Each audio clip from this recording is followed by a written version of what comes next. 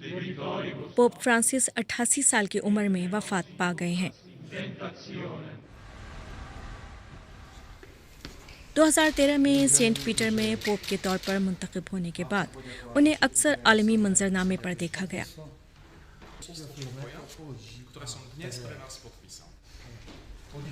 उनके ब्राज़ील के दौरे के दौरान 30 लाख अफराद उनके लिए कोपाकबाना के साहिल पर जमा हुए। 2024 में उन्होंने यरूशलेम के कदीम इलाके में मगरबी दीवार पर दुआ की। फिलिपाइन के दारुल हुकूमत मनीला में उनकी दुआया तकरीब में तकरीबन 60 लाख अफराद जमा हुए। वो अमेरिकी कांग्रेस में खिताब करने वाले पहले पोप थे। I am most grateful for your invitation to address this joint session of Congress in the land of the free at the home of the brave.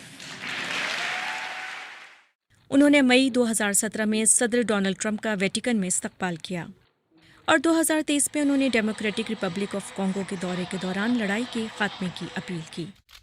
2023 के नवंबर में उन्होंने इजराइल में कैद फ़लस्तीनी कैदियों के रिश्तेदारों और हमास के हाथों यरगमाल बनाए गए अफराद के रिश्तेदारों से मुलाकात की।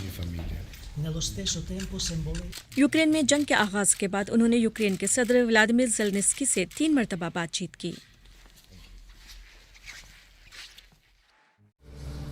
उन्होंने तरक्की पजीर ममालिक से ताल्लुक़ रखने वाले कई कार्डिनल्स का तकर्रुर किया और कैथोलिक मज़हब का मंबा समझे जाने वाले यूरोप से उसे लातीनी अमेरिका, एशिया और सब सहारा अफ्रीका की तरफ मुंतकिल किया।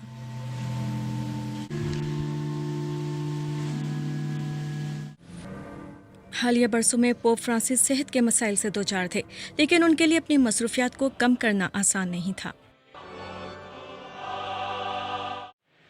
Pax vobis. सबसे बढ़कर वो एक मुनकसिरुल मिजाज इंसान थे जिन्होंने चर्च, मर्तबे और ताकत के हिसार से निकलकर आम पैरोकारों की रफाकत को तरजीह दी।